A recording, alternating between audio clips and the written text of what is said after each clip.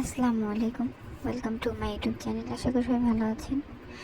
অনেক দিন পরে কিছু খোঁজাখুঁজি করতে গিয়ে এই বইগুলো আর কি পেলাম।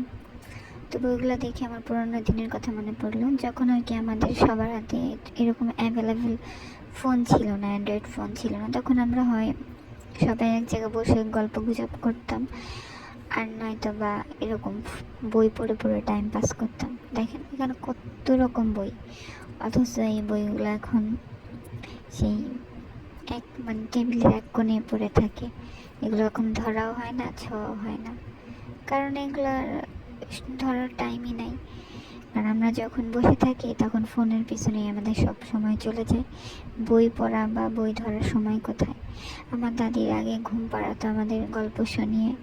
আমার মা ছোটোবেলায় আমাদের খাওয়াতো পাখি দেখায়, তারপর আপনার মুরগি দেখায়, গল্প শোনায়, তারপর খাওয়াতো। এখনকার বাচ্চারা মোবাইল ছাড়া খাইতে পারে না। তারা জন্মের পর থেকেই মোবাইল, আর তারা মোবাইলে আসক্ত হয়ে যায়। ঠিক সেম আমাদের আগে ছোটোবেলাটা কাটতো খেলাধুলা, গল্প শুনে, এভাবেই সময় কাটতো। আর অবসর সময় বই পড়ে, নাহলে সবার সাথে। আমার মতো ছোটোবেলা কার কার ছিল কমেন্টে জানাতে ভুলবেন না।